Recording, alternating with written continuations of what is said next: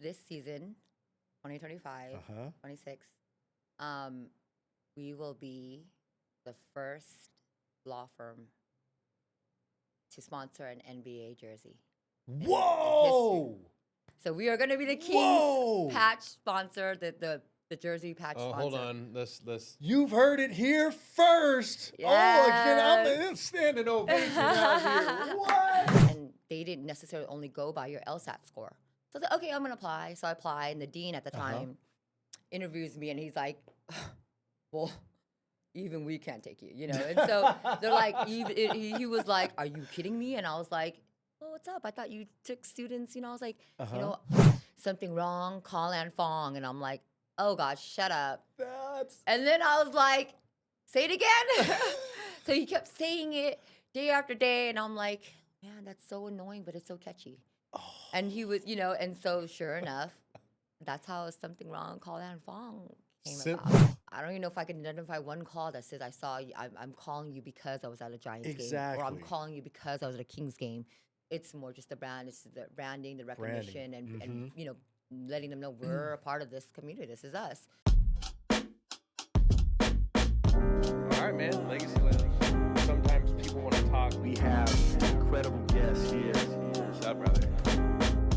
The definition of the Legacy Lounge is the stuff that he's putting together. He's a great community leader.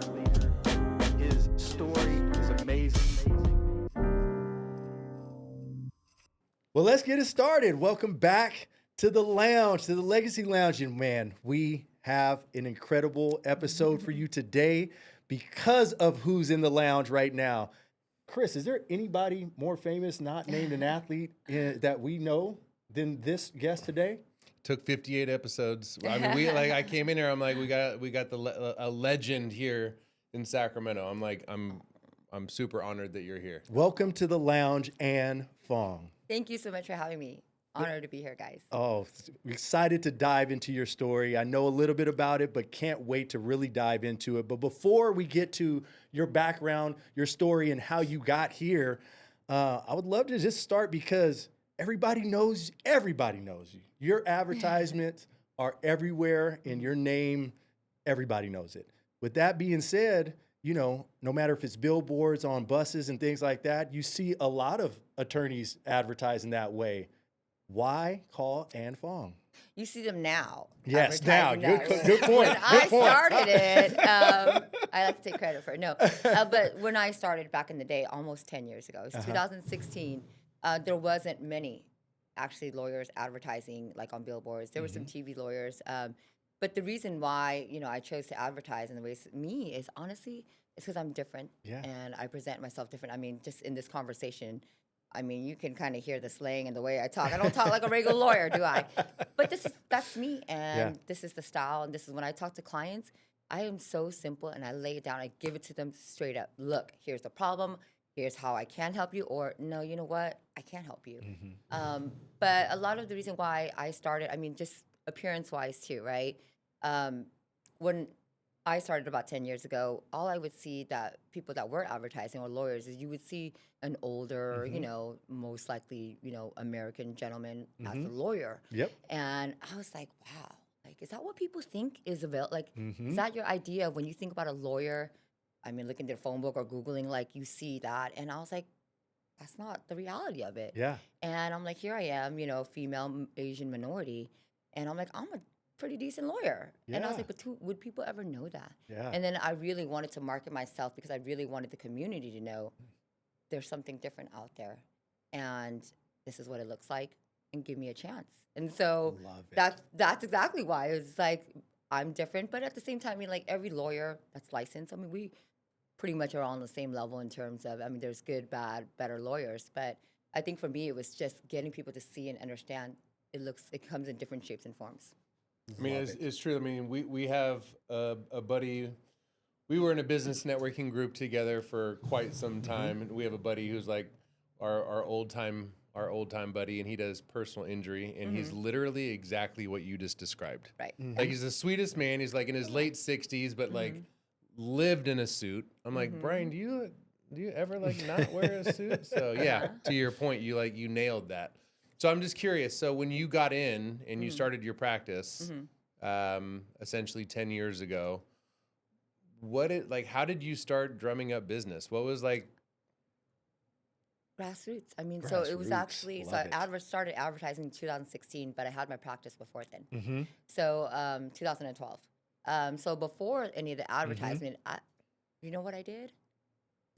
Business to business. No one knew my name. I didn't Yeah. have money. Like I came out of law school and I was networking, shaking hands, meeting people, just the old traditional way. Wow. And but I would go to every business, like, hi, Uh-huh. and they're like, this girl's, you're my bar number. They go, your Yeah, number, yeah. it goes in order. Yep. So, and I, like, well, how many years do you have? I'm working on my first one. And like, why would you work with me? And I mean, I got that all across the board. Yeah. And so, I mean, no dollar spent in advertising, just traditional, putting myself out there, just like anyone who doesn't have any money to start a business, right? You don't have funds for marketing yourself, and you meet people, right? You put your name out there and shake as many hands as you can, almost like every other business, right? Wow, stepping off the ledge there. I feel like it's a recurring theme for the entrepreneurs that come through the doors here and talk about their story. A lot of the times that grind, that core that they have that pushes them out to do it comes from someone influential within the family or a close friend. What was the inspiration behind the hard work that you just talked about right there? Absolutely give that up to my parents and coming from immigrant family. We came after, the Vietnam War. My dad was a veteran while he was in the war, and we had to flee. And coming, typical story if you hear about it is we came with nothing. Yes. And for my parents to go from nothing and to build a life for us. And it's, we were probably middle class, lower middle class. We didn't have, we're not wealthy at all.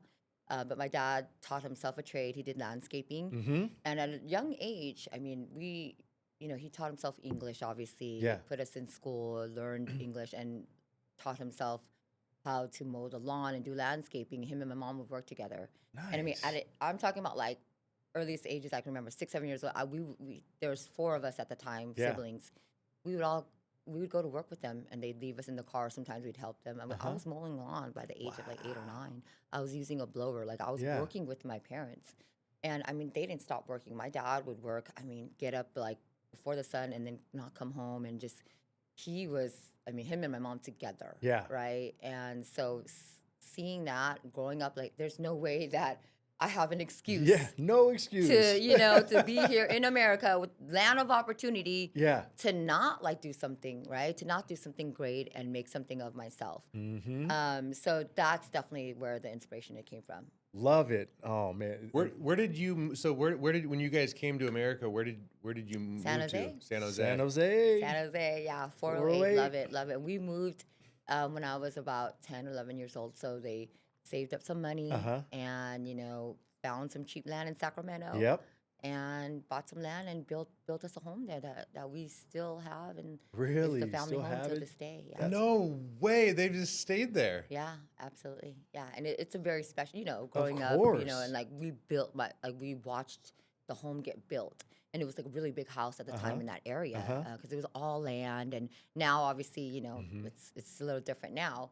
So it's a very special place for us to see the blood and sweat that my parents put into it, and the pride of, coming from a boat and then now building a home and, living comfortably and having children. So it's definitely the American dream in a sense, right? Dang, inspiration right there. So talk to us about when you came to Sacramento, because Sacramento has been home. It's been home since I've been 10 years old, Yeah. 10 or 11 years old. Yeah. 10 or 11. So, Yeah. so your family moved out here, but they kept their house out there. Am I tracking? Oh, no. So we moved from San Jose when I was 10 and then built a house here in Sacramento. Got it. Yeah. Okay. Got it. Okay. Got it. So Sacramento since 10 years old. So that explains a lot. Let's do some math. Over 30-something years. We won't do the math on We camera. won't do the math.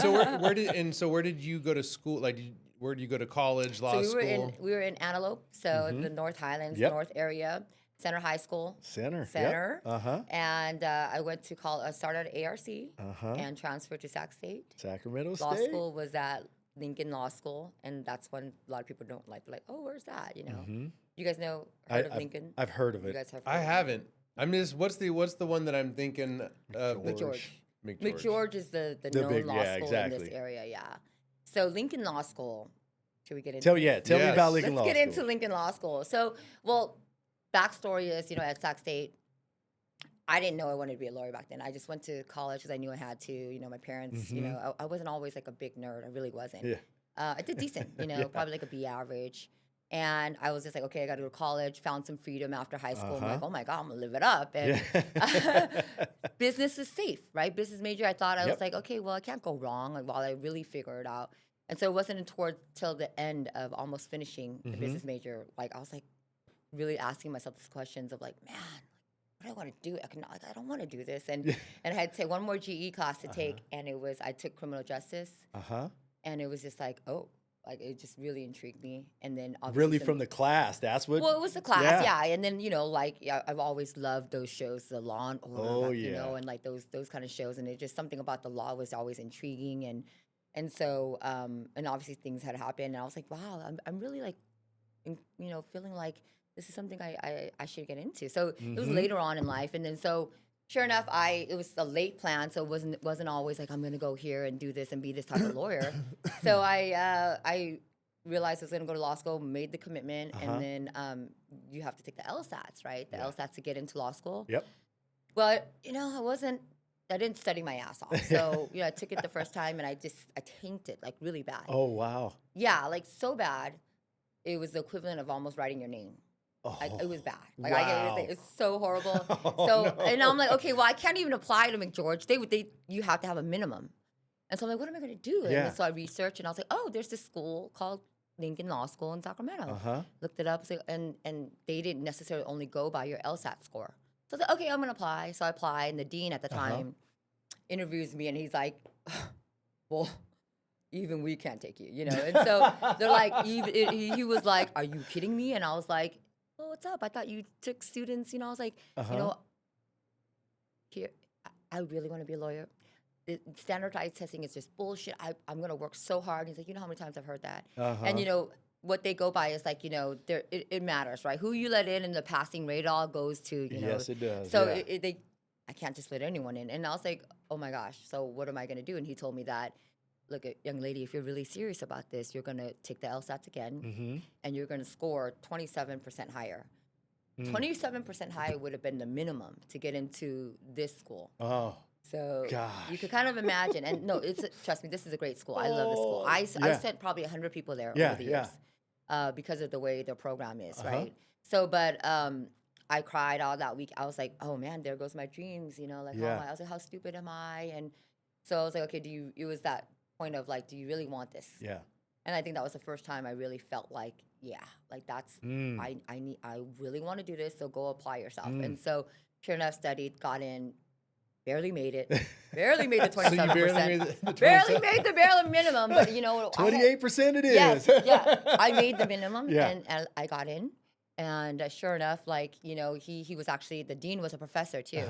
And I told him when I had made my argument the first time, I was like, please let me in. And he was like, no, I can't. And I was like, I'm going to be the valedictorian. Whoa. Sure enough. You said that to him? Yeah, I said, Wow. I was like, I want this so bad. Like this test doesn't mean that I'm not going to work hard. I might have to work harder than your average student. But I was like, I can't convince you enough how much I really want this. And I could understand his position. Like, Of course. he does this for a living and people, and he can't, So I'm like, okay, no hard feelings or Yeah. anything. But he definitely, that definitely pushed me too, because he was like, no, like. And, there's just something about being told no, and like that gives you that like, okay, well, let's see. So yeah, sure enough, I was a valedictorian of my graduating class. Incredible. Yeah. Made right on the promise. I love it. So when I hear a story like that, I can kind of relate to it. I'm not going to go on record and share how many times it took for me to pass my real estate exam, which is a lot lower on the totem pole than what you were taking. But can't you just say that you, like, you've probably learned so much more from actually going out and doing and being involved in cases. Like the test was the test. Like it's something that you had to take to get to where you wanted to go. Correct. But like in all actuality, I'm sure you had some mentors along the way. And can you kind of just touch on that? Like, so now you've passed. Now, kind of like, what does the next 2-3 years look like? Did you meet anybody? While I was in law school, I worked for the public defender's office in Solano County because I wanted to go into criminal defense, or that's what I thought. Oh, that's what the intention I was. wanted to, help people, and I wanted to give back. I wanted a community type of job, right, government job. And so I was there for 6 years going to law while I was in law school and was promised a job. But when I passed the bar, that job wasn't there anymore for budget reasons or whatnot. And so I was kind of like, oh my God, what am I going to do? And so I tried to apply to tons of places in, the economy at that time. I mean, I graduated in 2011. So we were still kind of coming out of it, stuff, right? And sent my resume to tons of firms and never got even like, do you want to interview? And I'm like, oh my gosh, what am I going to do? So I helped. It was hard. And I mean, so I kind of had to reinvent myself and figure out like, well, I'm an attorney now. I just need a job. I need to do something. And so one of my friends had a firm and he needed some help. He was doing personal injury. And I had gotten into a car accident my last year of law school and kind of went through the process myself. And with the insurance company and handling the claim myself was very stressful. I'm like, why are these people bugging me when I'm telling them I'm still hurt? And they want to just throw me $1,000, and I settled for $1,000. Oh my goodness gracious! I settled because I was taking the bars in law school, and the case continued, and they would hound me. This lady wouldn't stop calling me. And she's like, oh, okay, well, it's fine. You don't want this. And then I'm like, at the end of it, I was like, I have to take this test. I took the money, regretted it, like completely. And I knew I was still injured. And so there was some kind of connection when my, I was like, okay, I could do this. I feel like there is a sense of justice and me fighting for people, victims who are, being preyed upon by, the insurance companies and so it really did kind of fulfill my cup in that sense as wanting to help people. And so that's how I started getting into personal injury. And but I opened my own practice a year after I got my license. Oh, wow. Yeah, and it was a bold move. I didn't really That have a mentor, to be honest. I mean, I had a friend that I kind of worked, I did that. But, my idea was I'm going to bet on myself. Because if this guy that I worked with, good friend, but wasn't the best and, like, I'm better than him. And I'm like, if he could do it, why can't I do it? Yes. But why can't I do it? And I was like, I knew that I had it in me. I knew I was a hard worker, right? I knew that I would give it my all. And I was already doing the work for him. And I was like, why not just do my own thing? And this is a dream that I wanted when it was in law school. I was like, okay, I'm going to have my own firm after I retire from the public, after 10, 20 years of service, right? There's no way I can open my own firm. It was part of the dream, but like 20 years after my, career developed kind of thing. So, but no, my husband really believed that we could do it. And so we started the law offices of Anh Phoong. That's incredible. Now, you just mentioned your husband. Yeah. Where does he come into the picture here? Where did you meet him? And he was there from the beginning of setting this firm. Tell us about that. So, yeah, he was the annoying guy behind in law school. He was the annoying guy that was just, I'm like, who's this loud guy? And sure enough, I'm kid you not, like I was like, I can't stand him. And we became part of a study group, and he knew I was the smartest girl in the group and reached on to me because he was the laziest one.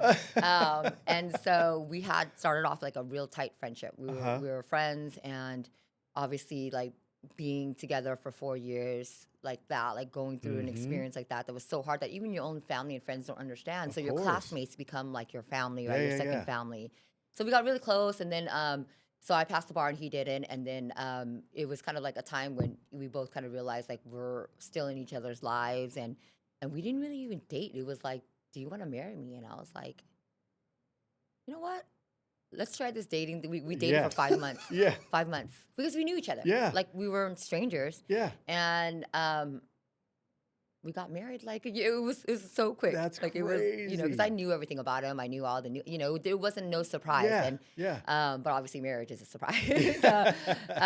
So we like jumped, and everyone was like, wait, what? Your boyfriend? And the next month, they're like, wait, what? You're getting married? And next month, it was like, what? There's a wedding? And it all just like, happened so fast. So, Man, yeah. that's crazy. And this, the cool part about this is before the crazy ascension, of who you've become now. That makes it even better. Oh, yeah. That makes it even better. He's actually the one, I always got to give him credit because he's like, give me some credit.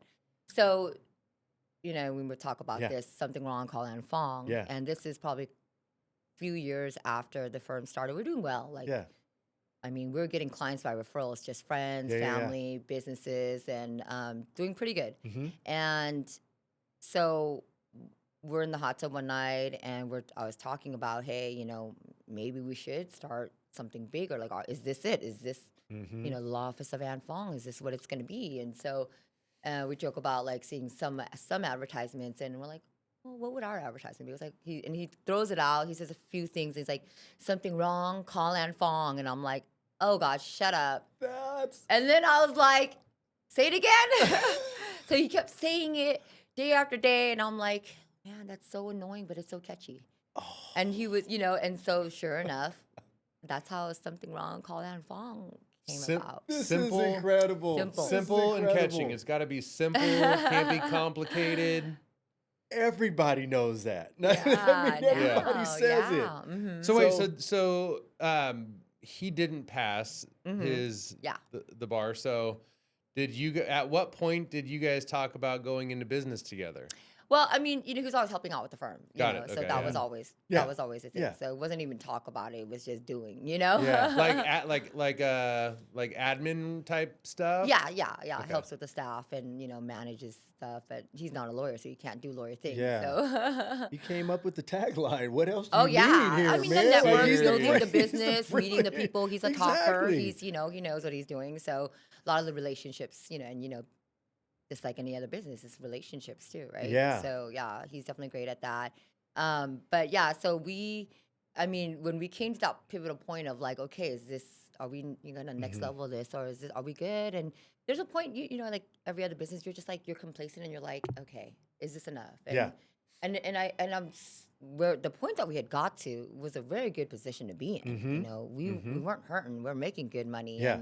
And, but it was just like, okay, well, let's try it while we're young. Let's take it to the next level. And so that's when the advertising, we was like, okay, you know what?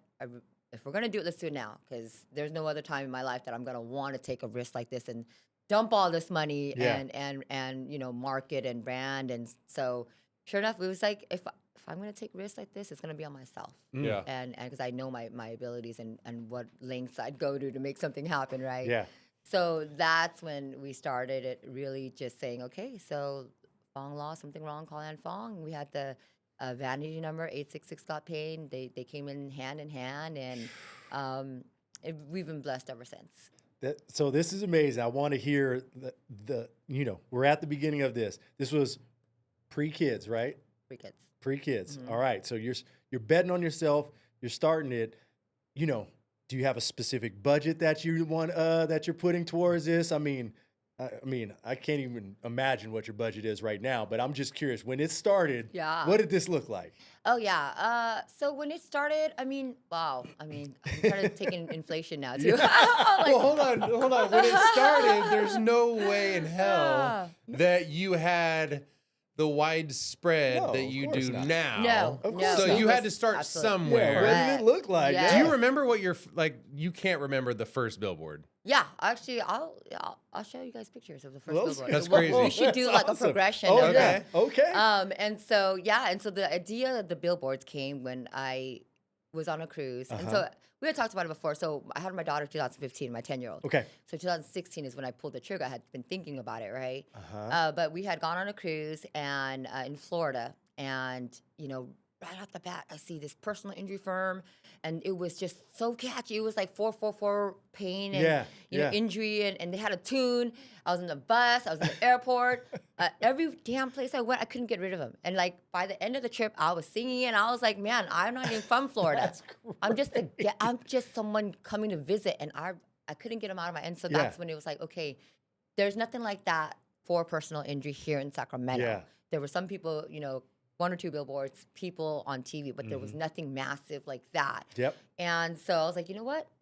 Let's do it. And so when we first started, so it was just Sacramento, Yeah. right? And I mean, budget wise, I think it was maybe 50,000 in a month, $50,000 for the first year, which was a lot back then, Back right? then, for sure. And no, it may have been more, but maybe 50 just for like the TV, and then Okay. but no, so you know, obviously had some cases settle good, had some money, and like I said, I was like, well, if I'm gonna reinvest this, it's gonna be in me, and so let's take it to the next level. And so that's what I did. And we did the splash campaign. It was like, okay, the goal was you can't go anywhere. Same Without thing like when I went to that's Florida. so good. You have like you're first like, who's this? Oh, see on the freeway. Oh, there's a bus, and then you're like, whoa, okay, Yep. And so we just went at it and we stuck with it. And so I did have help from a gal that is like my marketing girl, right? And she was like, I think this is gonna go very well. And at the time, we had I don't know, 6 employees. Okay. And the backstory to that is when I started the law firm, it was in the spare bedroom of our home. Oh, wow. We did a virtual office space where we would meet clients. Yep. Did that for about 2 years, and then we rented an office after that. And you were in your 20s during this. Oh my gosh! See, I don't even know how old I am. Probably like my late 20s or early 30s, like the beginning. Because I think I was licensed right before my 30th birthday.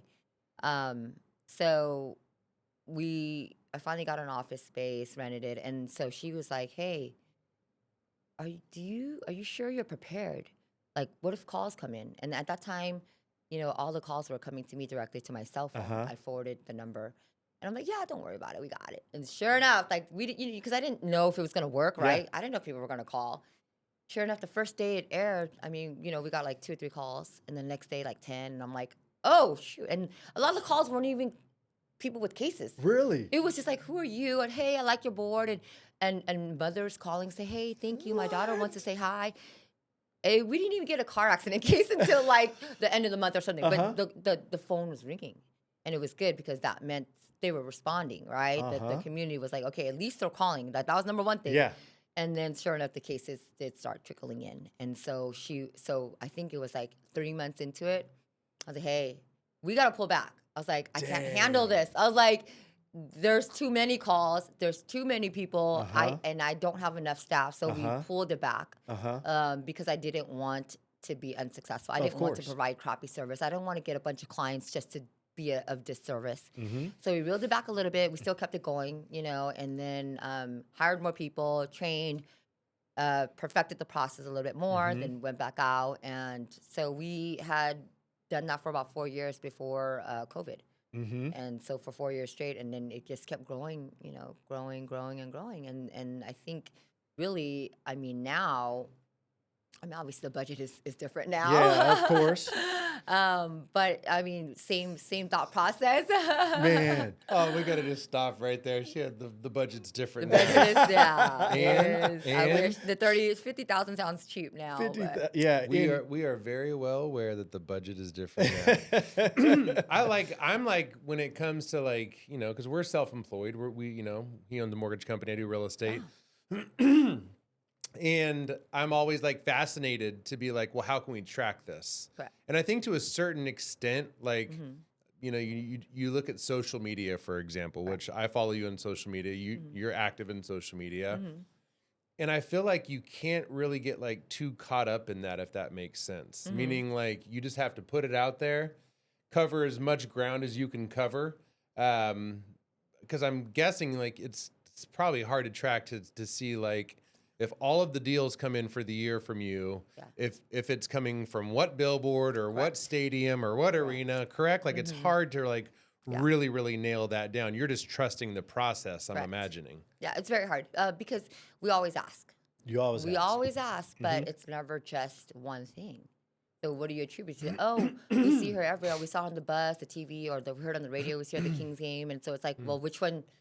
So then how do you really know what? But like I said, now, but back then, it was a little bit easier in the sense that it was less, right? But now it's just, and it's been so much time and the referrals too. People will say oh, my friend referred me. I'm like, oh, what's the name of the friend? I'm like, I don't know this person. I don't know someone that knows. Yeah. This. It's a friend of a friend who saw the billboard, and it's not even the person seeing the billboard. And you know how that works. Yes. You guys know how that works. Yep. So just the power of the referral and word of mouth, right? Yep. So it's hard to say, okay, well, we try our best, but absolutely it is very difficult to pinpoint what. And so then comes the fear of like, well, I don't want to move anything. I don't want to change anything Yeah. because if I do this and that, we do play around with it a little bit, and I'm very involved. Like Yeah. I do have a gal, but she only does a little bit. I'm very involved with everything in the market. Like people are like, "Are you crazy, Ann? Like, why don't you?" I'm like, because I'm just like a control freak like that, Yeah. and I like to know. And Yeah. so, and I've delegated in the past, and when I didn't know, I just felt uneasy, And so it was get just, it's one of the things that I'm very still actively like very involved in. Like I negotiate the contracts. Yeah. I'm, going over everything with, the account executives, and they're just like, wow, I can't believe I'm talking to you person. I was like, yeah, unfortunately, I'm the only one that's Yeah. allowed to deal with the Yeah. deals. Oh, I'm so fascinated about how it continued to build. You said you did it the same for 4 years, and then COVID hit. I got to assume COVID advertisement probably got cheaper for a while, Ooh. right? And that was when we opened San Francisco, our Bay Area office. Oh, really? There's Yeah. no real money's been made without blood in the streets, so there was Right. opportunity, right? Yeah, and it was scary times, right? When Of we lived course. that time, those were scary times. So Of course. not to like, but I always had, what are people doing? What are people in the industry doing? Well, they were scared. Mm-hmm. Everyone's scared, rightfully so. And luckily for us, even though the impact of like, being closed and stuff didn't really affect us that much. I mean, people were still driving, but not really. So Mm-hmm. we did have a slow period, but, it didn't break us at all. Yeah. Right? Maybe slowed us down a little bit. Okay. And so we knew that people weren't buying billboards, people weren't buying TV spots but like nothing. So, and of course, sure enough, confirmed it. What kind of deals you guys got in the Bay Area? And sure enough, they're like 75% off. It was like almost giving it away free. No, it wasn't free. What? But I definitely don't think I could have opened the Bay Area branch and office had it not been that kind of crisis that occurred. Because I did have it as something I wanted to do, but it was, well, let's wait because I know how much it's going to cost in Yeah. the Bay Area. Yeah, It's definitely more to do what we do there sure. was so much more, right? for sure. But sure enough, we didn't, kind of took advantage of, an unfortunate time and got some really good deals. And yeah. So you had to open up a branch office in the Bay Area? We have an office in the Bay Area, yeah. So did that simultaneously when you knew that you were going to open up that marketing budget? You were like, well, we got to go Yeah, all. we knew we had to have an office in the Bay Area, and so got lucky with an office space that we got there, and we knew it was all going to happen, and we knew there Yeah. were deals. We knew, and this particular thing had been sitting on the market for a long time. It was and, perfect no one's going to opportunity buy for it right that. now, so 100%. picked that up, and it was just fortunate enough. Like my idea and mindset was, I'm from the Bay Area, right? Like, and I feel like the community there needed someone just like Sacramento. We hadn't seen it. I mean, it's such, and this is granted like 6, 7, 8 years ago. There still wasn't that. Now there's a lot, right? Now you see Yeah. ton of personal injury Yes, lawyers or yes. lawyers just advertising. But even back then, 5 years ago in the Bay Area, there was only a few of them. Uh-huh. And so, but I think I bought 300 boards. That's crazy. I can't even talk I right think now. it was. I think it was 300. Yeah, crazy. like and for a really really good deal. I always attribute shout out to my AE there at Clear Channel 'cause he made it happen. And Yeah. I was like, hey, let's do this. And he was like, I'm telling you, you have to jump on this because I will tell you next year it's not going to be. You're Yeah. not going to get the same deal. And I knew. Yeah, I've of course. been doing it long enough to know that it was really a deal of a lifetime. And so with that, the Bay Area responded just like Sacramento did, like right away. Like, what is this? Who is this? Who are you? And so much love for the Bay Area. Was that around the same time? Did you enter the giant Oracle Park? Was that all at the same Did time? it all. Yeah. So Such so a power move. I It's think that such was a a power couple years move. later, maybe. No, it wasn't like at the same time. But I think we had started our Kings partnership first, and we did that in 2021. So it was right after. I was like, Okay. hey, we want to identify ourselves with the Bay Area too. Yeah. And It's so- probably smart that you did wait a couple years Yeah. for to doing that. I mean, I'm just putting it in perspective. Let's just say she's got 300 boards and people are driving, you know, gives you an opportunity to see that. And then all of a sudden you're at a baseball game. Every time I go to a Giants game, I'm observant. You know what I'm saying? I'm like, I remember it like when I first saw your names at a Giants game, I was like, the first thing that popped into my head was like, why is her advertising and marketing at Oracle Park? You know what I'm saying? Now I'm getting the full story. So it's all making sense. Yeah, and it's kind of same concept with the Kings too. We wanted, you know, to be a part of the Bay, be a part of San Francisco, and be a part of that culture, right? Yeah. And the funny thing is, people are, not funny, but I think the misconception is people are like, oh, how much business do you get from that? Yeah. I don't even know if I can identify one call that says I saw you. I'm calling you because I was at a Giants game, or Exactly. I'm calling you because I was at a Kings game. It's more just the brand, it's the branding, the recognition, and you know, letting them know we're a part of this community. This is us. And so yeah, and I think that's people think like you know we didn't do it.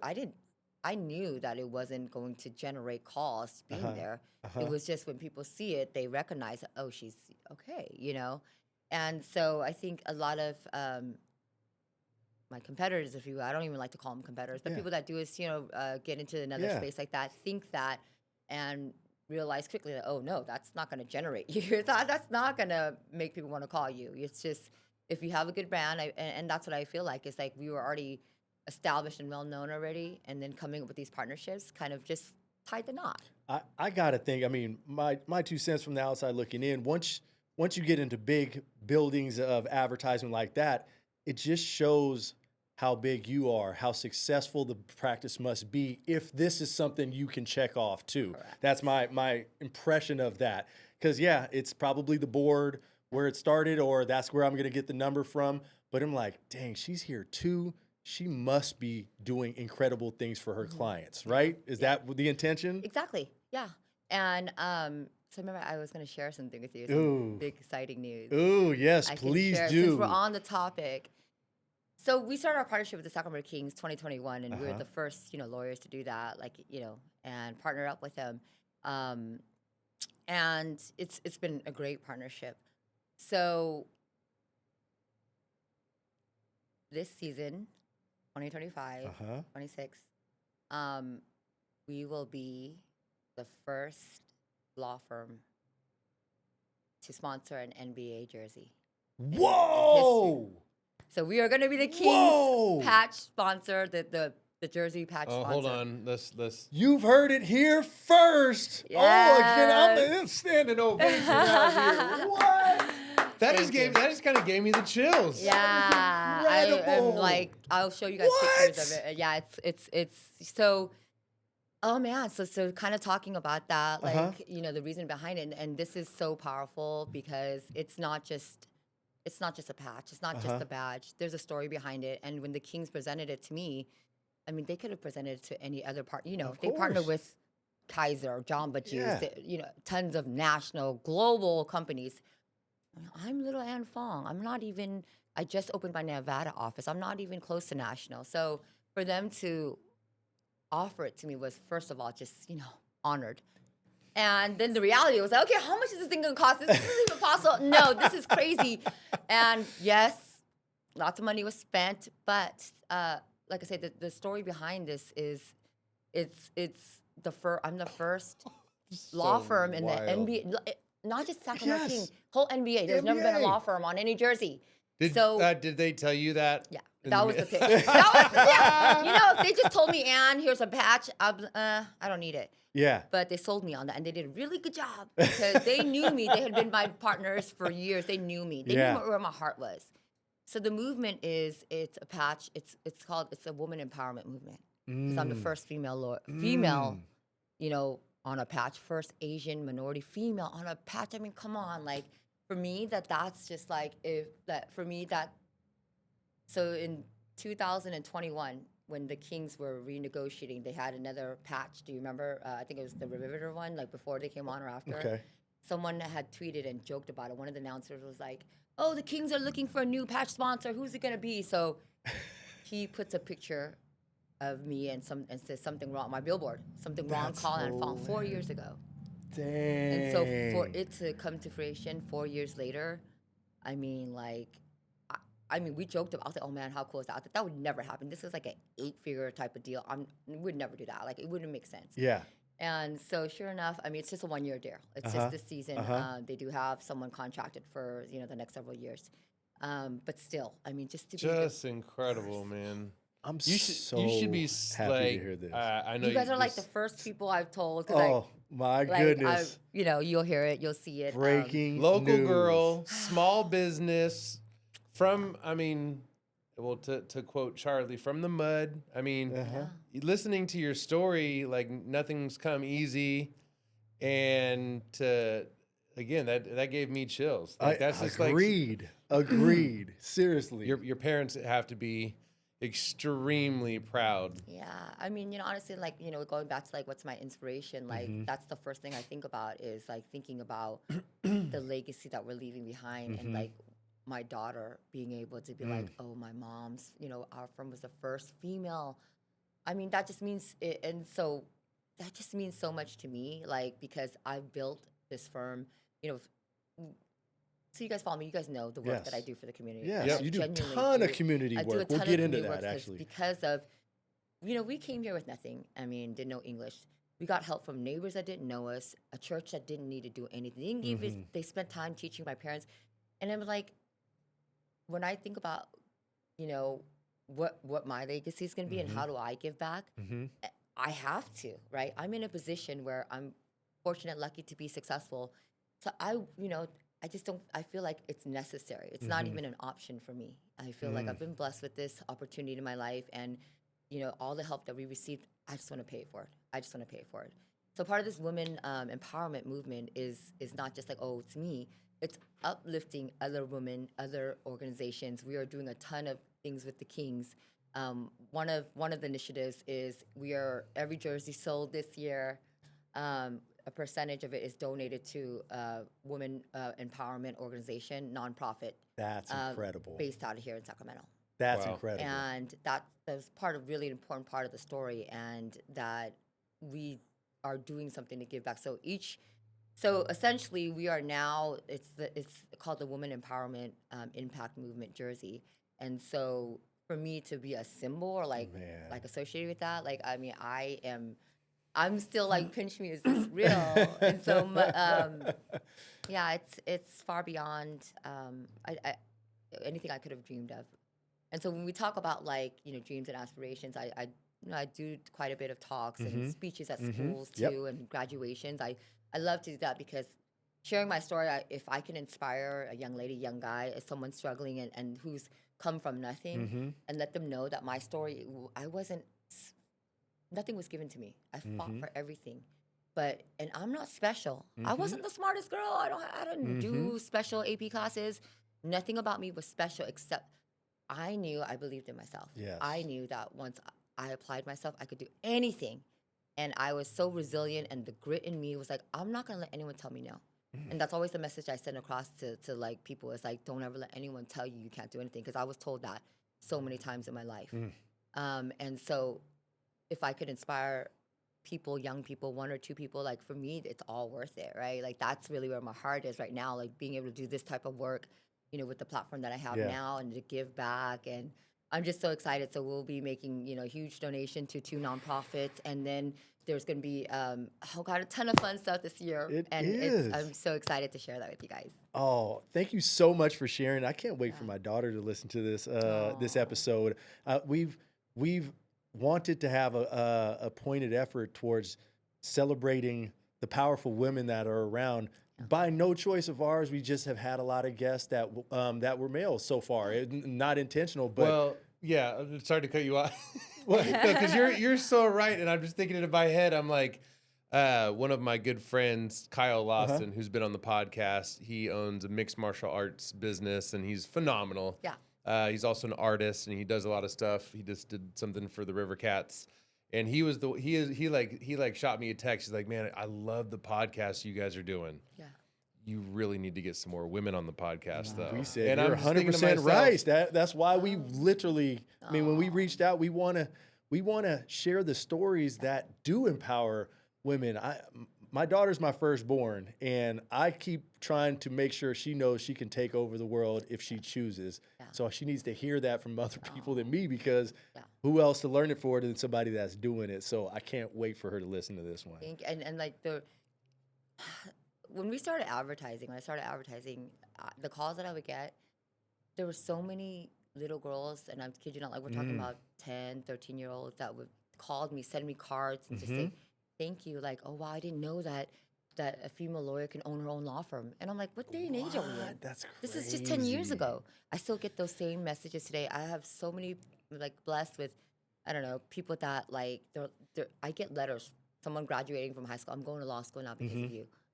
You know how, like, heartfelt that is? Like, and, oh, I want to start my own law firm like you. Oh, my gosh. Like, that, to me, it's so touching. It's so important to have that, because where I'm at right now, I don't think I ever dreamed this big, you know. And the way I was raised wasn't necessarily, you know, promoting that. Yeah. And no, my parents are great, loving parents, but you know, what they wanted me was, you know, to have a stable job, Old-fashioned. yeah, very old fashioned, and just get a job, get married, have kids, and I'm, you know. And so for me to kind of like break that like barrier and kind of set it, like for my daughter is 10. Yeah. And, you know, even with the little lessons so far that I've been able to teach her, one of the biggest things is just like, honey, I was like, I hope you see that like mommy doing this is not just a mommy thing. It's that every girl, everyone can do this thing. 100%. And that's right. like, that's Yes. such a powerful, important message. And I remember there's so many times, so there's intentional stuff behind the billboard. I never wear a suit in a billboard because I don't want to be that suit and tie and stiff, and you know, I want to be me and more relaxed, right? But I also like, and I give off, there's different vibes I was sharing with you a little earlier. Like there's a goofy side to me, right? There's a fun side, like I'm, you know, I'm all these things that people may or may not see. And but what I really wanted, like for my daughter to know was like, you can be you. Right. And, you know, dare to be different, dare to make bold decisions and moves like I did. You will make mistakes. Now, let's talk about those things along the way. Because there was it sounds like everything's been great. And no, there was a ton of hardships, okay, along the way. I don't ever want to make it sound like this is easy, because this, you guys know, of course not. It's not easy. So, you know, we're talking about the good stuff, but it's hard. But the biggest thing is to like, man, never stop. Like dream big and never stop. And to, you know, see these little girls and even, you know, little boys, kids, anybody just go at it like now, that to me is like, it's so special. I would love to touch more on that. I say it all the time. Every failure is one step closer to the biggest success you've ever had. Yeah. Tell us about some of the bumps in the roads along the way, because it hasn't been perfect. I know it. As a business owner, you only hear about the good stuff. So tell us about your biggest learning experiences. Oh man, I lost my first trial. I mean, come on. I mean, I was just got licensed and had done a trial. This lady needed help, wasn't happy with her attorney. Talking about like the eve of trial, like, you know, so I came in the case, got it continued. 1 month later, fought on the case. It killed me. Like I can't tell you enough how much, like I was so disappointed. I think I cried for a month. Oh man! Because it really made me question myself as a lawyer. Yep. I knew I did everything I could. There was no way I didn't work hard. And that's when I started questioning why I worked hard. How come I didn't get the success from it, right? Yep. But lots of times, you know, you work damn hard and nothing's gonna, you know, but you have to keep going.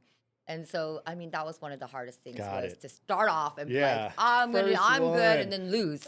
And then how do you recover from that, right? You know, you're going to stay on the ground and mope around. I did. I moped around for quite a while. And then I, you know, picked myself back up and continue to do it again. So that was the very early on lesson that I learned. And I mean, just so many different, like, growing pains, you know, like just going through all the motions. I mean, there's so many things that happen along the way. Like every step in process, every mistake that we've made has led me to new procedures and process to make the firm better, right? But I mean, even if it's just, we try to market. Before the Bay Area, I tried to enter into another market that tanked, actually 2 markets that tanked. Didn't work. Wasted a ton of money. And what I learned from that was more of a bedroom tight niche community that wasn't going to respond to, you know, advertisement like that. But I didn't know. I was like, hey, it worked here. It's going to work here. Right. And so those lessons, you know, money dumped, and I mean, like so many like procedures and policies that we had to create from, oh shoot, we're lucky we didn't, this happened and we didn't get in trouble, we didn't do anything wrong, but let's make it better. Yeah. All those along the way. So, yeah, a lot of growing pains, and I want to talk about this because I think it's really important to touch on. So, when I got rejected from law school, right, I couldn't get a job, and another area in my life where I felt like I was rejected, and that I think a ton of female listeners would kind of understand is the struggle of having a career and then balancing or trying to do that with having a family, For right? sure. And that's really hard because that side of you is like, ooh, I want a career. I'm going to chase my career, and whatever happens later with the family, marriage. I wanted all that too, and so it's a struggle, right, to try and pursue both. And so when I started, my husband and I were ready. We're like, hey, we gotta start like talking about kids. I'm not getting any younger. Yeah. We struggled with, I had infertility issues. Mm. And so in that area of my life, I was also rejected because it was like, and there was such a period of long, like almost 2 years, where I was like, oh my gosh, am I not supposed to be a mother? Have I prolonged this too much? Because I was 35 when I had my daughter. Got it. 34. So that's a little later. Right now, Yeah. it's more common, Yeah, right? yeah, People yeah. are late, we're getting pregnant late, Yeah. it's more acceptable. But like, past 30, you're considered, right? And so, but it was so hard because I felt like I was like, I focused too much on trying to build a career, and this is, I'm not meant to be a mother because my body was, it wasn't happening naturally. And so we, did several courses of IVF. So I have all my babies are IVF babies. Wow. And I just wanted to touch on that because I Yeah. think it's a subject that like no one talks about it. I had nobody. Yeah. I had nobody to talk to and I kept it all in because there wasn't many women that I knew that were going through infertility Yeah. issues or that would speak about it. And so I want to talk about it just because I want to bring awareness, and it's okay. Like you can have it all, right? We want to have it all, and you can. Don't want to ever make it sound like it's easy, because it's not. Like Yeah. I have a lot of mom guilt now, raising my kids, running the firm. Am I doing good for my kids? If I'm spending too much time with my kids, am I doing good as For an sure. owner, a manager? Like, and there's so much give and take and pull all the time. You're constantly questioning. It almost seems like it's always like I'm just barely making it on both ends. I'm not a great mother. I'm not a great boss, but I do the best that I can. And that's all you could do. And at the end of the day, that's all you could ever do in any situation, right? Is to know that you're giving your 100%, the best that you can, and that's good enough. That's music to my ears because it's stuff that I deal with on a daily basis. I go through these periods where I feel like I'm not excelling at anything, right? Like I could be such a better at the office with more time there, but it's the kids' time and traveling. So believe me, it's refreshing hearing that comes with the territory that we're in. So that's amazing. And then, how many people do you have in the company right now? We're not at 100. You're not okay. We are between 80 and 100. And when you started the firm, like right in the beginning, you were saying you were having like it was me, my husband, and a friend. So you moved from 2 to almost 100 while having 3 kids. Yeah. That's what's just mind blowing. Yo, we just gotta stop and just. That's mind blowing. And you want a drink? I know, right? Yeah, I probably need a couple shots before I go pick my kids up. No, but that's crazy, dude. 80 to 100. I think we're like 82. I don't even know. I don't even know anymore. I don't even know. Once you get past the number, like you always have a Correct. general knowledge of what it is, but Let's take a turn because this is something I've been sitting over here and I'm curious to know this. So walk us through real quick for everyone listening what the system looks like. And so what I mean by that is I'm out. And I'm sure it's personal injury. So it's not just car accidents, correct? Yes. Yeah. But I'll just give the example because it's probably a very common one. I get into a really bad car accident. It's not my fault. And you know what I'm saying? I just pops in my mind, something's wrong, call Anh Phoong. So I call the number and walk us through the process because is this person going to end up meeting with you at some point? So it used to be like that. Okay. So it started off like when we were just in course. Sacramento. I actually picked up every single phone call. dang. Every single, my TV was like, call and speak with me personally. I'll handle your case. And so obviously we grew out of that because I could not speak with anyone personally anymore because the call volume was just too much. So now we have a call center. Yeah. It's in the building. So we have a team of 6 girls that answer the phone for us, and it goes to our intake department, intake attorney. That you tell us what's going on, then we assign it off, and from there, and I mean, I do have clients that I talk to, yeah. but they don't go directly to Yeah, me, yeah, yeah. obviously. So yeah, so from the intake inception, and then I have 10 lawyers. Sorry, I don't even know. I have 10. I think it's 11 for us. Yeah. And so it goes through, kind of like a rotation and who fits what and who's good at what, and it goes on their team and figure it out. And I don't have a caseload, but I do have cases that I do work on with the other attorneys because I obviously. So what I do now more is the management side. Yeah. And run everything. Yeah. You're overseeing your attorneys. Correct. Yeah. And you're overseeing operations. Correct. Because Yes, you said you're a control freak, so you still have your hands in everything. Yeah. It's probably, would you say, I don't know if the word's rewarding, enjoyable, but like I remember when I just to kind of like relate it to real estate. When I first got out into real estate, I was a buyer's agent for my mom. My mom still sells real estate at the age of 74. Wow. So like 2 years was her buyer's agent, then went off on my own. The first 5-6 years of selling real estate, I was doing 3 to 4 open houses a week. I was working 7 days a week. I was the full-time salesperson, right? And so to relate it to your world, now you've found a way to build your business to a point where you can kind of step away from that. Correct.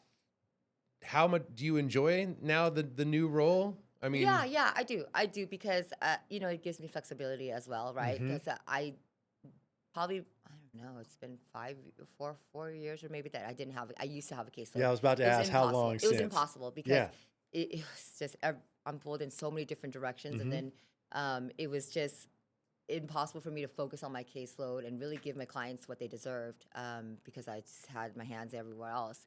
So no, I enjoy that, but I still work on cases, and we have meetings with my attorneys, and we talk about everyone's cases, we brainstorm it. So I'm still very involved in the cases. I may not be doing the day-to-day, hand holding of them, but still, and so I miss that too. Yes, there's this side of me that does miss that. But I do love like the managing side as well, because it's in like the business side of it. Yes.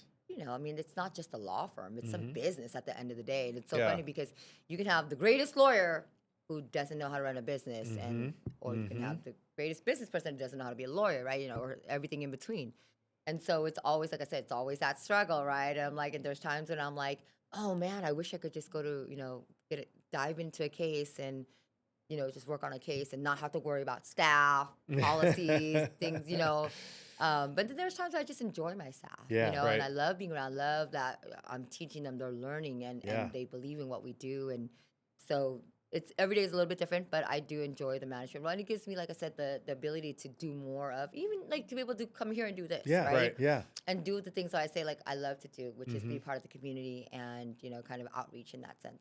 I think it's important to tell your story because this is the first time that I'm getting to hear it. I'm sure there's a lot of people that are going to actually get to hear the full stories. I think it's important. Share with us give us different examples of, I gave the one example, but give us just some different examples for people that are listening of the different injury. Yeah. So personal injury is kind of big umbrella. So like, okay, slip and fall. If you slip and fall anywhere, people would call us. We don't do anything like medical malpractice or workers' compensation injuries. So personal injuries, third party, someone's responsible. We do dog bites. So anything from car accident, truck accident, pedestrians.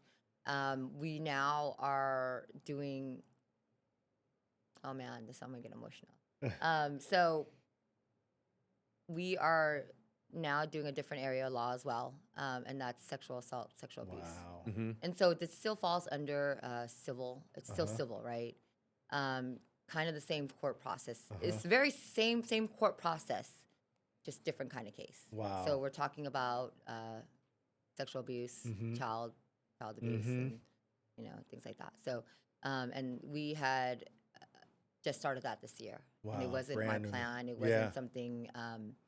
So I had just, I had been brought onto a case an attorney colleague of mine asked me to help him with the case, and it was something that it's like, well, let me really think about this because I don't need to do this. Of course, right? Like yeah. I'm comfortable here, but and so it kind of opened a door, a floodgate of things that I never planned, and so I have this on social media. So Oh yeah. yeah. So so I was sexually assaulted when I was in my 20s, young, and the cases that were brought to me was very similar sexual assault cases.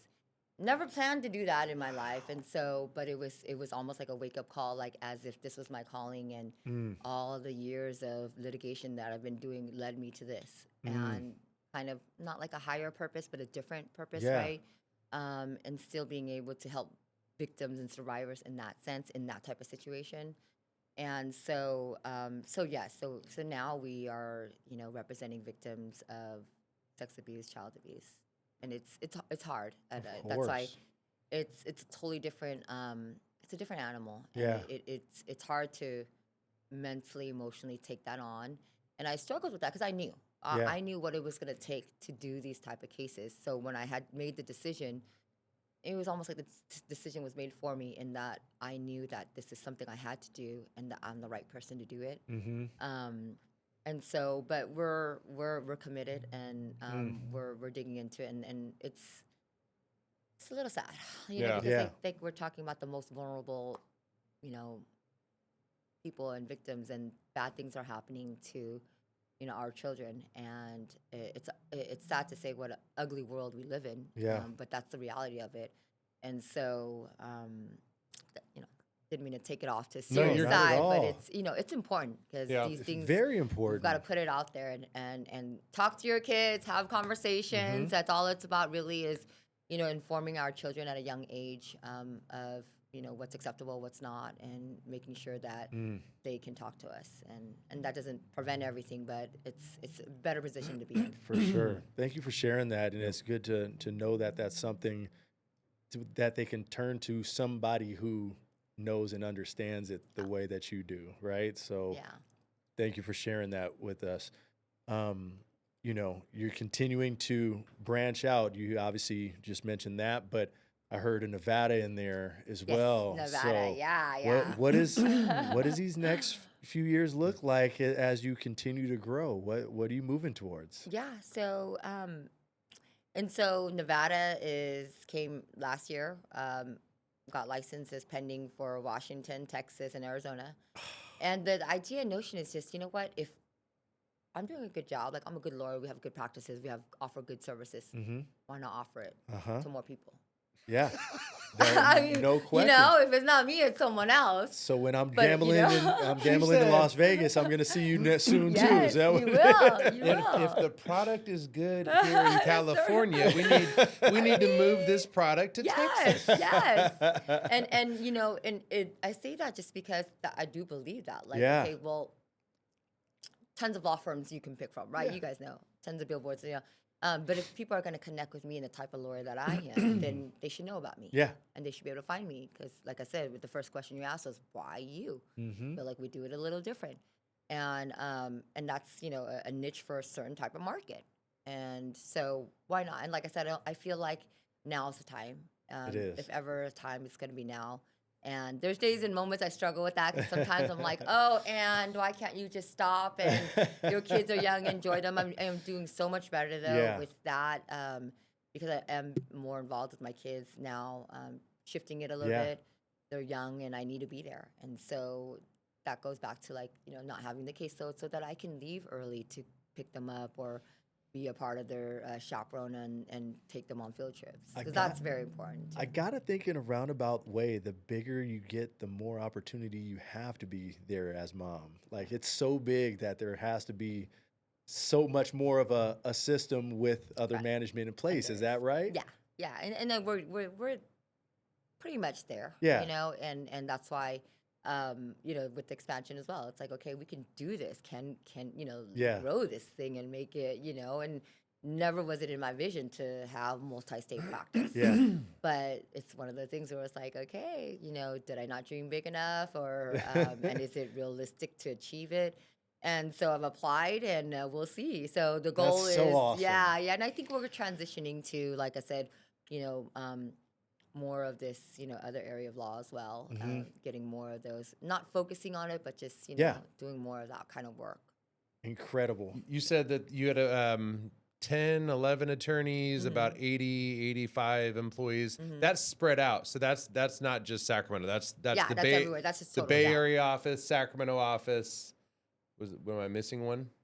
Are those the two Nevada's offices about now? to be 3. Yeah, we have Nevada, yeah. Okay, but right now there's 2. Where in the city is your So San Francisco's right off of the Visadero, right off the Golden Bridge. Oh, yeah. Yeah. What? Yeah, Let's it's go. right there. Lombard. And so we don't, the attorneys work from here or home, Yeah. so the main corporate office is here in Sacramento. Yeah. So the staff is all here. We have a ton of people working, remote, so like in Vegas, I think there's 2 people there. Yeah. Yeah. Oh, so the SF I'm- office, there's not a lot of. No, yeah, it's like by appointment only. We go there. Attorneys go there when they need to go there. If they don't need to go there, we have like with Vegas. Whenever I need to be there, I need to be there. Court hearings, meeting clients or whatnot, and so that's easy. With COVID, made that easy. Like we don't sign. Okay, I used to sign up every client. Every client would come in the office before COVID. Yeah. We'd shake their hand, nice to meet you, recognize them when it's time to close the Things case. change. And DocuSign and COVID, it was just, you don't need to come in. And Yeah. they were comfortable. We were after COVID and things started opening up, like, would you like to come in the office? No. No, Can we're you just good. send it? We're like, sure. Okay, you don't want Yeah. to come in. So, yeah. And in Sacramento, you just moved the office as well, right? Right, yeah. So you're now on. Water Avenue and Folsom. Water and Folsom Yeah. off of Highway 50. Yep. Nice. You are you a King season ticket holder? Oh, yeah, of course. Because I feel like when they like have like famous athletes, you know what I'm saying, that are sitting on the floor and then the spotlight happens. That's Oh, yeah. happened many times with you. So you diehard Kings fan. Yeah. But you're not going to like all of the games. You No, can't. but I will go more now this season. Yeah, I know you have will. more of a reason now. So it's funny you say that. So we have,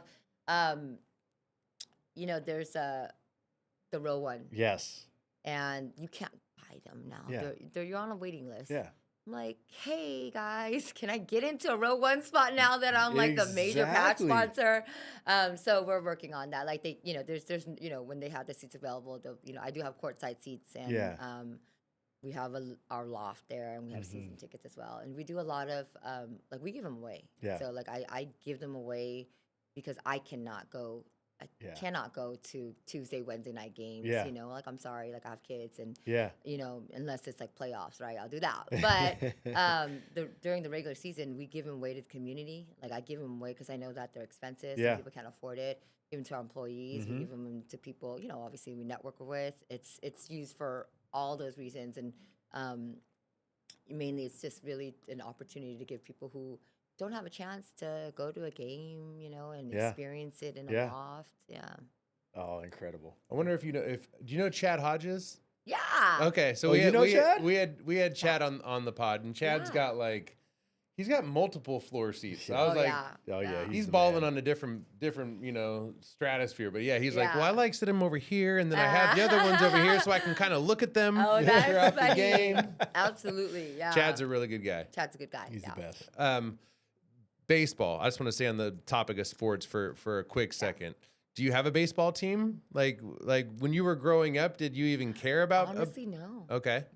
No, not really. I mean, I had gone to a couple of the World Series before, because my younger brother was into it, and that's kind of why we when we were partnering up with some organization in the Bay Area, it was between the Giants, 49ers at the time, and the Sharks.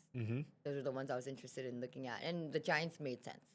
Yeah. Like kind of being in San Francisco, so Exactly. it made a lot of sense. Exactly. And so, but it's so funny because I don't know if you guys, I get so much hate from. It's so weird because with the Kings and the Warriors, and then my colors are yellow and blue, and people are like, "Why are you wearing?" When the Warriors are playing here, they're like, "What's going on, Ann? Are Yes. you with the Kings or not?" It's That's funny. It's so no, I kid you not.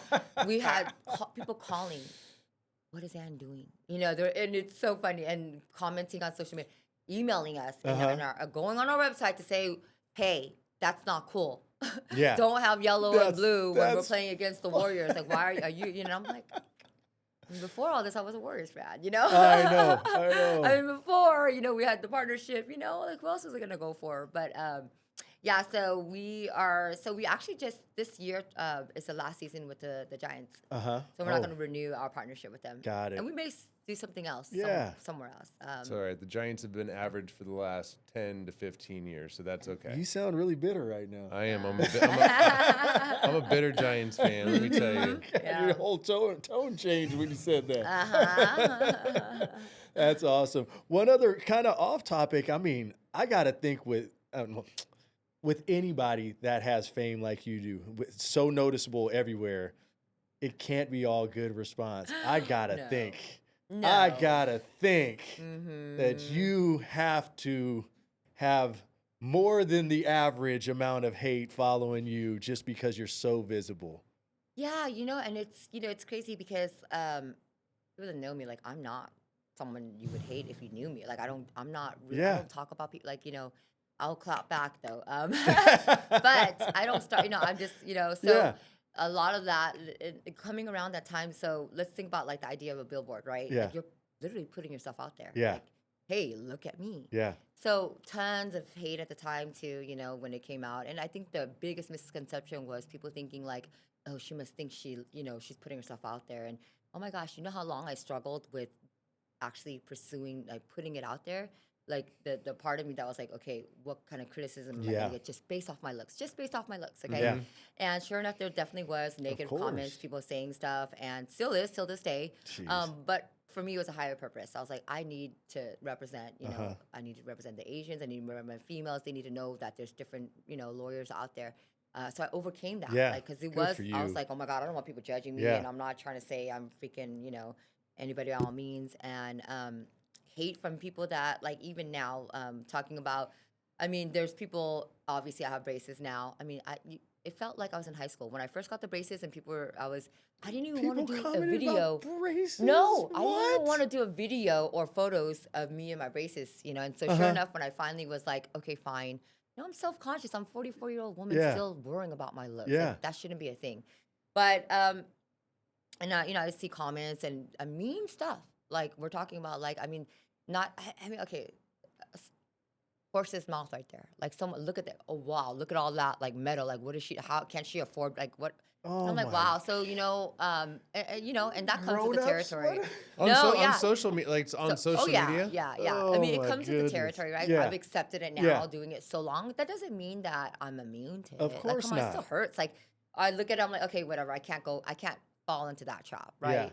But you know, I'm not gonna like lie and pretend like I didn't, and like, you know, and get in my feelings. It's, you know, I'm still human, right? Yes. But most of the time, I could be like, okay, you know, there's haters or jealous or whatnot, you know. I was just gonna say, like, there's always gonna be haters. There is. I want to applaud you for having the courage to do it. I agree with that. I'm gonna go back to my mom because, like, it just on a much smaller scale, like this.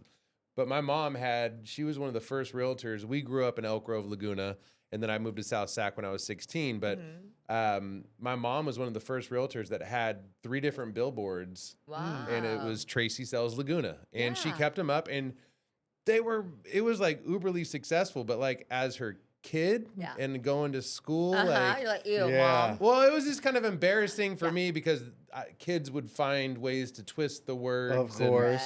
And I was like, oh, Mom, your billboard. But, like, you know, how you're doing it and the scale that you're doing it, I mean, it's very vulnerable. Oh. It's extremely vulnerable. It is. And to block that noise out says a lot about you. I will tell you this. I'm 42. I consider myself one of the coolest old guys around. You know what I'm saying?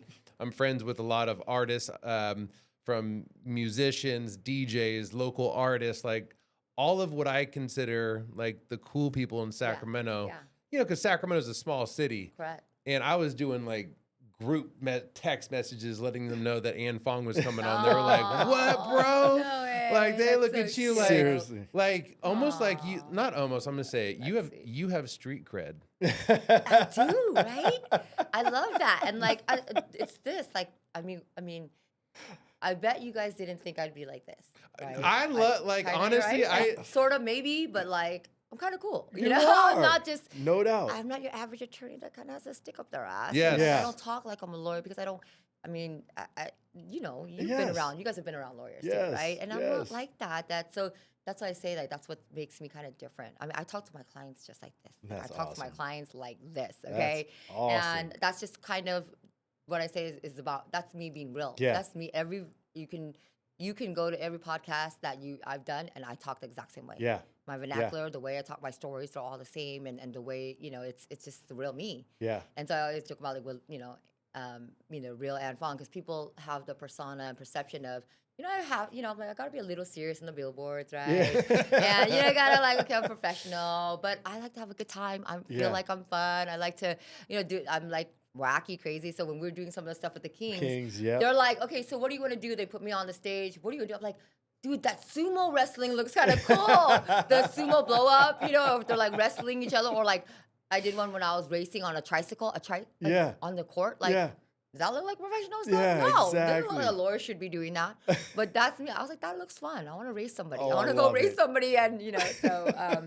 But yeah, no, it's definitely it is going back to being vulnerable and getting over that, and it's still a challenge. Like I said, having my braces on, which I cannot wait till I get down. But like I said, you can get trapped into that. And some days are easier to block out the noise. Some days are not. And some days I'm like, I just read every freaking comment. Why did I do that? Uh-huh. Or I'm like, I ain't got time for this. I'm like, but it's up and down. It's up and down. Yeah. Yeah. Oh, that's good. It's still so motivating hearing that stuff because we all think it, Yeah. And the fact that you've pushed through and continued, up good and bad days, right? But you keep putting that one foot in front of you, and what you keep doing, keep building. I Yes, love it. absolutely. So motivating. Seriously, love hearing every bit of it. Thank you. Thank you for having me. Help me understand too. This is like something I'm just like super curious of. How saturated is the personal injury attorney world? We're like you can hold up with two hands how many local attorneys here now are advertising on billboards, right? Yeah. I mean, it's a lot, right? I mean, Yep, for sure. And here's the thing of it is, everyone asks me like, am I threatened or do I feel? I'm like, no. I mean, I was asked in the SAC-B, so if you know some of the billboards you guys see, Yeah. Ash, Yep. Call Ash, Team Law Firm, right? You guys, Mosley Collins, Yep. Scranton Law Firm. Mm-hmm. Every single one of them was at my Christmas party. And That's there's- so Yeah, awesome. they were all at my Christmas party Why? because we're friends. We're cool. We're Oh, we're, damn. Yeah, it Can is. we come to the Cover- Christmas Yeah, party? you guys. Oh, by the way, they're Hey, really well, no, good we're Christmas friends party. with No, Tay, so Yeah, you guys will love. Yeah, so we rent out the Apex at Red Hawk. Uh-huh. Rent Oh, out the wow. whole night, and so go-kart racing, fun time, bring Oh, kids. that's incredible. Such a good time. And so, but it was like, oh, aren't they your competitors? I mean, like, I'm not competing with them. Yeah, yeah. We're in the same business, but I'm not trying to get their business. I have my own, like I said, I feel like the people that respond to me are going to respond to me. If they want Thank that you. person, they want them, that's fine. Right? There's That's the enough business for best. everybody. Is it getting harder? Yes. Is there more and more? Yes. But if you can catch this market Mm-hmm. and people are resonating with you, you've done a great job. Like, I'm not going to hate on you for that. I'm not Man. going to be like, that's my space. I started it. No, do your thing. I don't I feel. love this. She's on some gangster I shit. love this. That's But that's awesome. true, right? Seriously. And you guys know that, like, with any business, Yeah. you're good. You know your worth. You know what you provide. You know your service and what you've built. And like, I'm not threatened by. I don't want to sound cocky when I say, Yeah. but I know what we've built, and I know that there's a reason why people see me different, and the phones keep ringing. That's so good. That's so good. Well, we always kind of wrap things up. You obviously are building a crazy legacy, but what does legacy mean to you? That's a good question. I think just a lot of that just has to go with backstory, with my parents and saying, they gave up everything to come to America for their kids to live the notion of American dream, and for me to pass this on to my daughter and my kids and generations. When you think about aging and growing older, and looking back at someone calling me a grandma, great grandma, my great grandma was the first law firm in the NBA history, to be featured on jersey, and started but it really is, the legacy is bigger than just the business. It's having that instilled in my kids, and wanting to raise my kids in a way where they recognize hard work. And they're good people that give back to the community as well. I mean, one of my biggest fears is knowing what I went through with my family and my parents and what we struggled through. I mean, absent that struggle with my kids, they're being brought up in a totally different way, Yeah. right? And it does make me kind of question, what their experience is going to be like. But obviously, raising them, I want to make sure that they always remember where they came from, remember where we came from, and always stay humble, and that what we leave behind is not just our success. Like, okay, I made it. Yeah. It's, Yeah. When I look at the legacy, it's like, what did we do? How did we give back to the community? Yeah. What does our name stand for? And it's not just like a selfish thing, if that makes sense. It's Yep. like, that's why we're so big about giving back to the community, because I think it's the full circle moment of us coming here, having nothing, everyone and anyone that didn't know us helping us, and now here we are trying to give back and help the community in the same way. That's what the legacy is about, and what I want my kids, and kids, and everyone to carry on. Well, I can't wait to talk about this story to everybody that can hear it. You got the whole community behind you, and Thank you. you're building just an incredible legacy in front of our eyes. Thank you so much for Thank being in the you. in the Thank you, lounge. Ann. All Thank you right, guys for having me. all right, Amazing. we out. Thank you.